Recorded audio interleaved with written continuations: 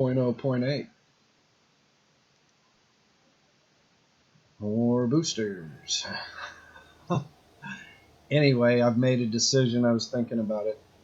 I'm wearing my olive drab now. And anyone who was a Navy corpsman can read the signal flag.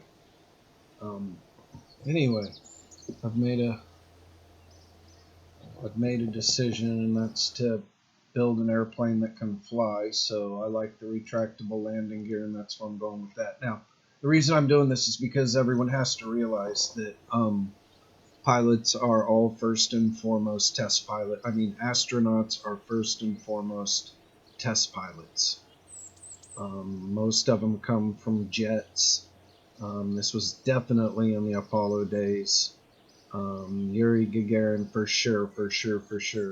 Actually, he was an expendable test pilot, so the Soviet concept.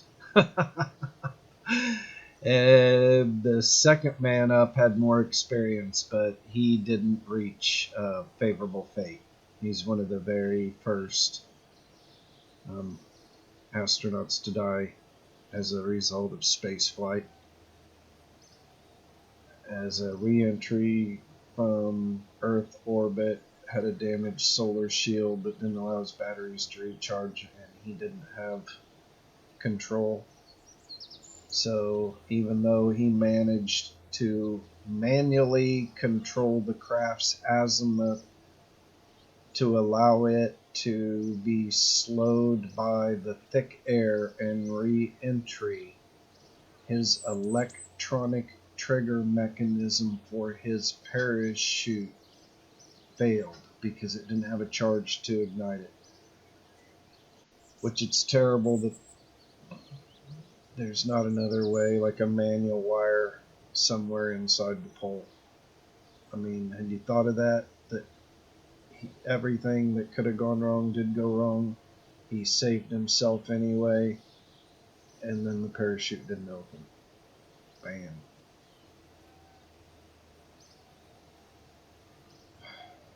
The other Soviet accident was when their air vent prematurely opened in re-entry and created a heat inside their capsule. And I'm not 100% sure about that, but they were basically found asphyxiated. It either did open or didn't open, and they either got the air, breathable air. I think it cooked them to a crisp. I'm not really sure. And then we had the Soviet astronaut in the deep immersion experiment of oxygen-rich environment who somehow created a spark. He'd done everything right up until the end, and last minute he created a spark. And then there was, of course, our Apollo 1, which is why we have Apollo 14. I mean, they just skipped all the way from 1 to 11. Anyway, where the astronauts burned up on the pad in an oxygen-rich environment. All these programs were under secrecy, so anyway, so much for my ranting and space history and depressing space stuff. But all this stuff is failures at the cost of the engineer's guilt and shame. All of it could have been prevented. And sometimes it's the Titanic principle, where our egos are bigger than our patience, and we move too far too fast and take unnecessary risk even when we know we are having problems. The information about the Titanic knows that they had a fire inside the coal bin, emptied it out, and didn't do good enough job. And they knew that they had weakened, or well, I don't know if they knew anything. They knew they had a fire on the ship, possibly a live fire. They thought they had it under control. They just didn't know they were going to hit an iceberg too. Anyway, look it up. They even parked the ship on the facing the opposite direction, so the people loading wouldn't see the burn and bulge. There's a photo of it. A rare photo. Anyway, cover up 2. So that's the problem where people should never be involved in any shenanigans as engineers, because then you get in a position where to save your skin and money and reputation and everything, you're in a position where you have to actually lie and participate in a cover-up. And even if you get away with it, it will be uncovered in time historically if it's a big enough event, and then you will be made to look like the dishonest fool. No matter what you do, it will dwarf all your accomplishments. You could be the greatest engineer alive. They'll catch you after you're dead in a lie. You're done for everything you ever did. Just erase it. So it's called ethics and integrity. Anyway, so we decided, and of course, I need to upgrade that, and I need to upgrade that.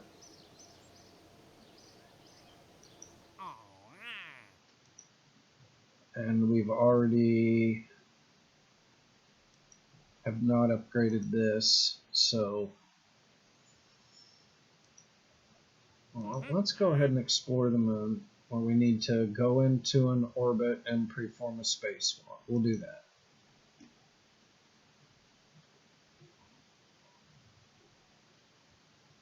Have a rescue mission, science from space around Kerbal. Alright, so what we can do is we can go ahead and upgrade that to level 2 now. Now, as you can see, this is career mode. We've just upgraded this, this.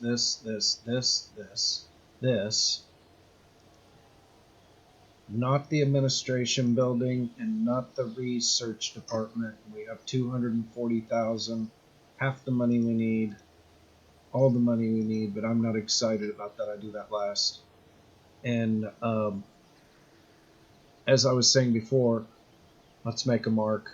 708.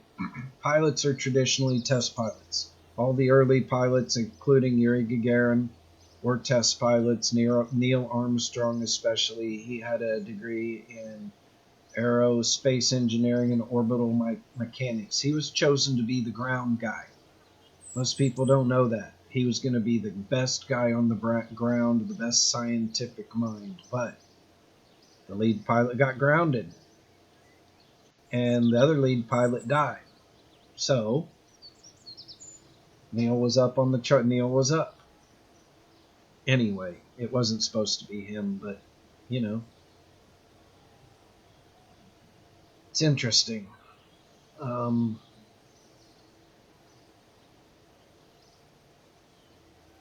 He was the glory boy, the dangerous one. He had come so close to messing stuff up so many times. And we were that close to him basically screwing up the moon landing. The computer, he claims, was bringing him down into a rocky area, and he assumed manual control. I am not sure of the accuracy of a test pilot's description of the events. Now, that's his job to describe the events, but my God, these guys have tremendous egos, and they also involved in a little bit of personal glory cover-up.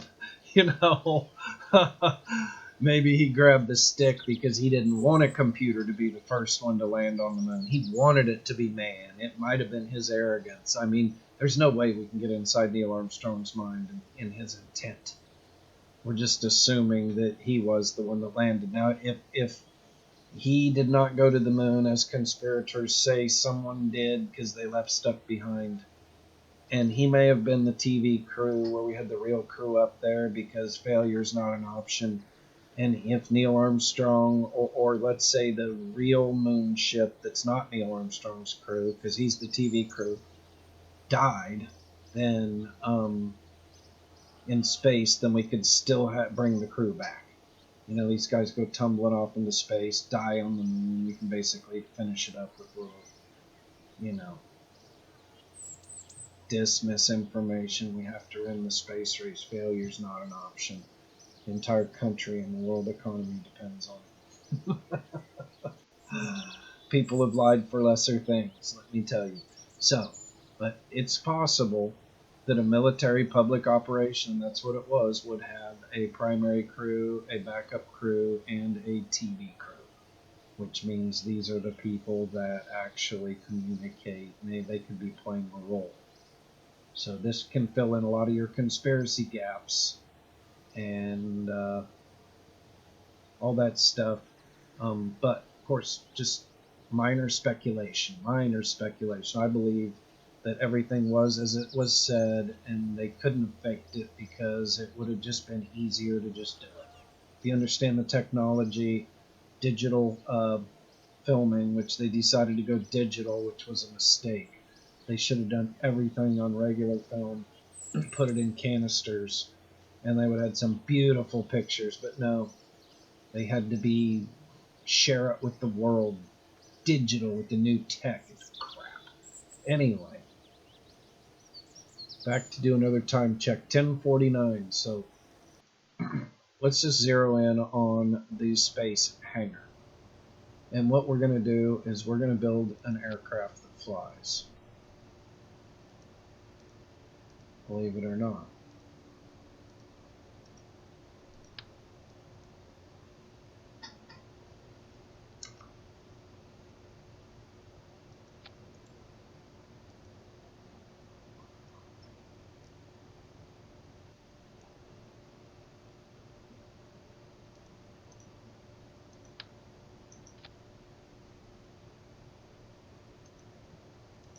Okay, that was a control wheel, a battery.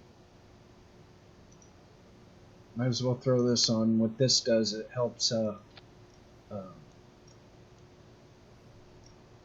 Kerbonauts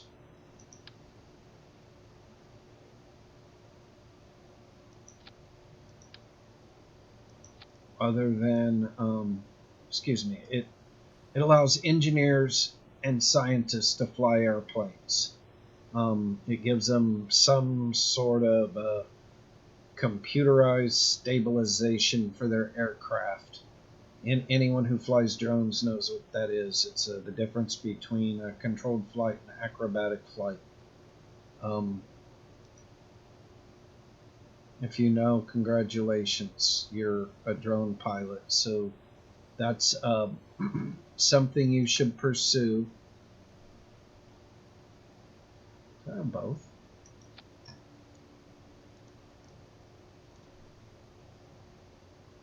Wow, liquid fuel and oxidizer. So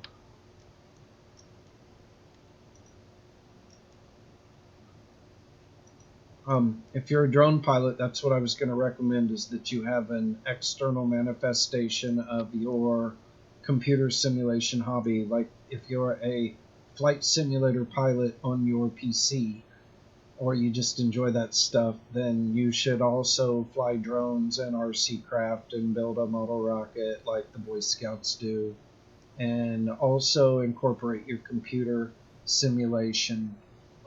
Mix it up so you get a range of knowledge. And if you haven't seen, there's these guys online, they can make a toilet fly. And they can't make it land very good, but they put wings and motors on it, and they're flying a toilet around. Okay? Aerodynamic duck, terrible, but they accomplish it, and they have good hand manipulation skills. Alright, what I've done here, let me just do some stuff, is built a craft that's got a rocket engine. I'm going a little far. I'm just supposed to build a craft that flies, and look at me, throwing a rocket on it. I've got oxidizer, I've got jet engines, it's probably heavy, I've got engineer and scientific assist.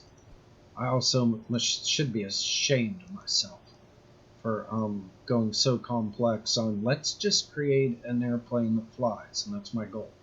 So what I'm going to do is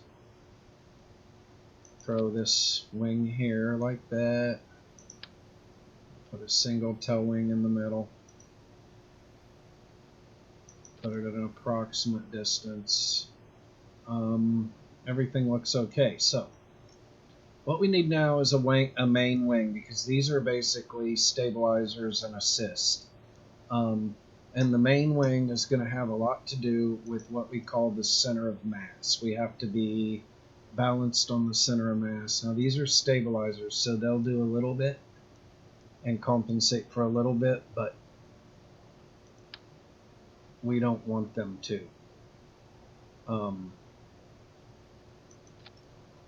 If they were trying to do too much, they would already have a problem, because they're not on the center of mass. They have no lift and control on the center of mass.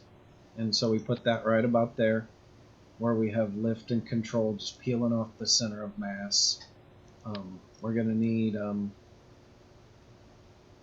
our elevators, which is that. And once you make one and position it, hold down alternate. I don't know if you saw me do that with the W, the D, the S, and the Q and E keys. So we put those in like that. Okay, so now we have that on the center of lift, center of mass. Now, it's kind of a tricky balance, because I'm going to want to be more like, I think, like this. And the reason is let me get this back up. When you run out of gas, your center of mass is going to change. Let me just show you. See how it moved forward on the wing? So I need to land more optimally empty than full. And so remembering when we design the aircraft, we have to make sure not only do we have to take off, but we have to be able to land and control. So I don't want to have this control issue in landing. And it looks like I'm blocking the door a little bit. So a little bit of lift.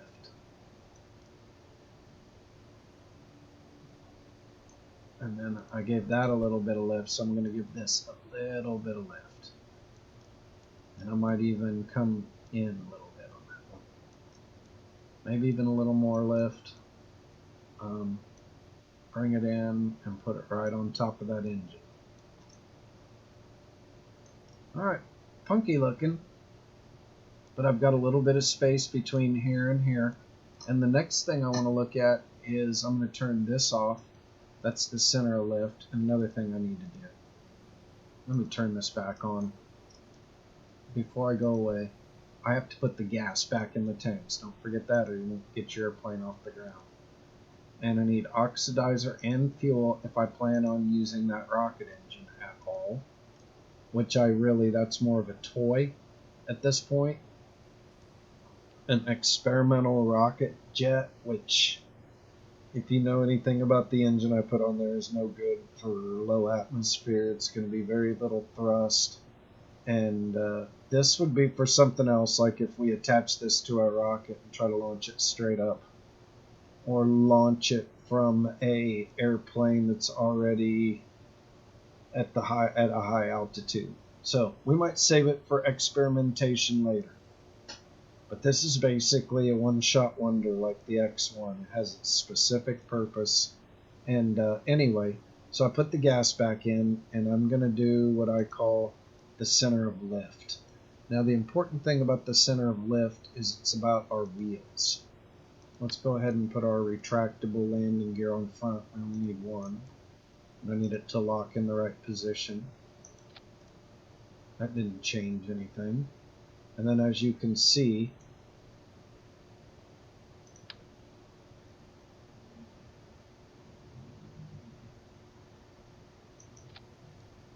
I put my wheel right in line with that center of lift.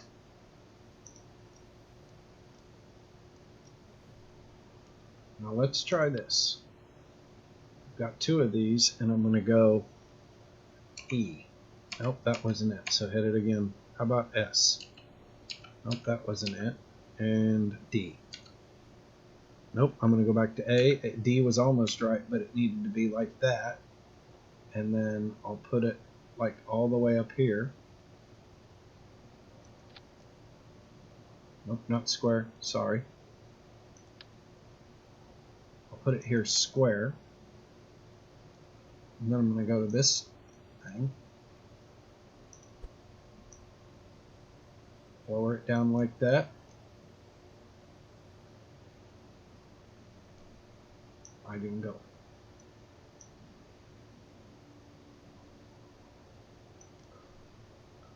Out like that.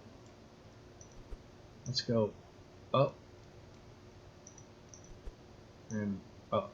Now this might get a little squirrely going down the runway. So what we need to do is to prevent that is to not allow any steering. We need to turn the steering off. Steering enabled. No. Steering enabled. No. Alright. Now here we're going to have yaw only. So we have yaw, pitch, and roll. So I'm going to turn off pitch and roll. Here we got no yaw, no roll, only pitch. Here we have no yaw, no roll, only pitch. And here we have only roll. Alright, so that's your basic aircraft configuration of an aircraft that can fly. Now, I am not 100% sure that this can fly, but all the principles are there, and we're basically going to go test it. AC1, and the only thing I could do is go back to the center of lift and put a couple parachutes on it.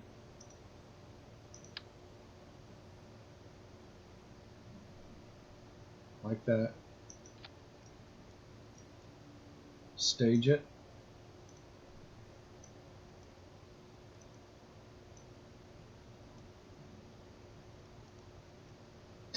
Save. And if we have a pilot in the seat, we launch. Alright, this is 22 minutes.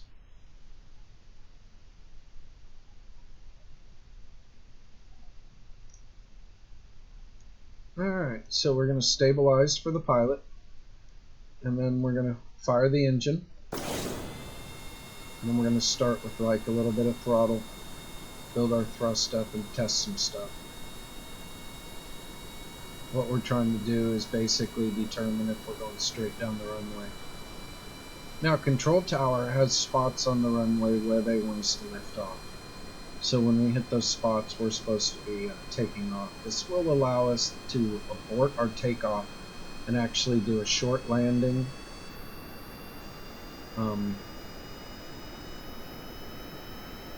Or maintain some kind of control while we brake. So that's about right now as we pass this threshold. I'm going for 65 myself, and then I'm going to do a lip sync. Alright.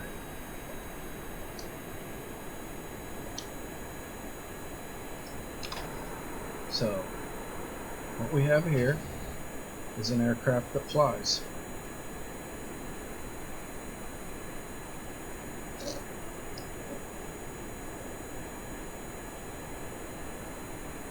Now it's not really accelerating, it's kind of fixed at this speed until I level it off. That's for climbing. So what I want to do is level it off a little bit between 5 and 10 and then get it up to speed. So right now we're looking for speed and altitude. It's not a duck, it flies pretty good. This is very early in career, by the way, and it's with very limited parts, and you saw I didn't have to put a lot of stuff together. So let's go ahead and tilt it. That's the roll. And as I'm rolling and pulling, I'm checking to see about loss in speed. I'm dropping down back to 90, 89. I'm flying pretty level on my turn, 84, 83 meters per second, back to 80. I'm starting to lose altitude, so I'll straighten out and lift it up again. And you can see I'm getting speed, and I'm also increasing in speed while I climb for altitude.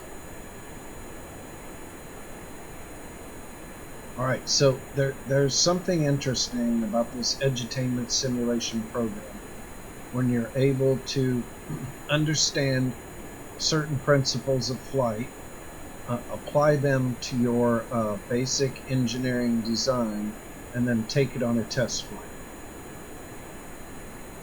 And you can see how fast we're traveling right now. So this is absolutely amazing for me. I like hitting it on the first try. Now I'm going to do something crazy. I'm going to fire my rocket. I'm going to point up or fire my rocket. I'm going for altitude. I want to wait till I slow down and then go. Alright, there it goes.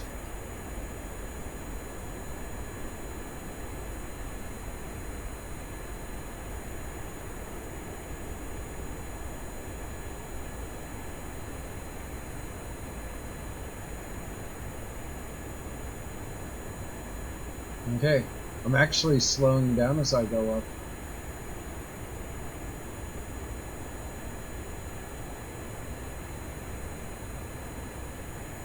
But I've got 3,200 feet, or meters, excuse me. Now I'm increasing in speed.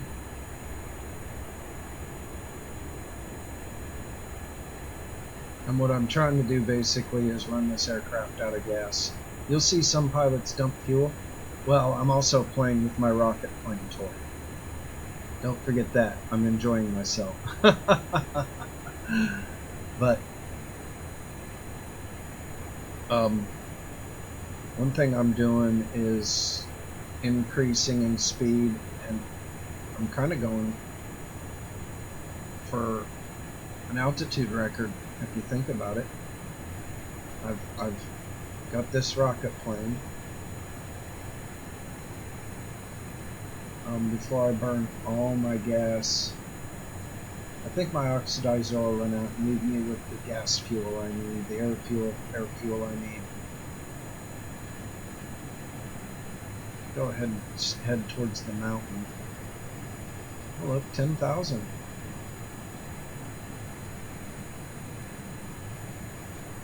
Okay, so I'm burning my rocket, applying it to horizontal speed now. I had vertical speed, and now I'm applying it to horizontal speed, full thrust. I just ran out of my rocket engine, so what I'm going to do is shut that engine down and lock the gimbal.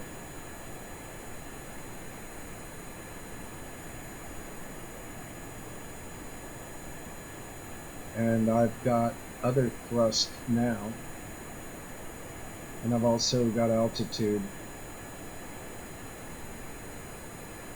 which, alright, so what I'm going to do now is a right turn, or a left turn, and I'm going to go shut off all the gas. And I'm going for an emergency landing style, which means I'm pointing down. I'm losing altitude at over 100 meters per second straight towards the ground. This is not a good position to be in. You wouldn't do this under normal circumstances. This is really a lot of stress on the pilot as much as the aircraft. Top Gun stuff, you know? And then Top Gun still can't do it. Certain things, you know, you just black out. They have certain pressure suits that squeeze your legs. They have pilot's grunt.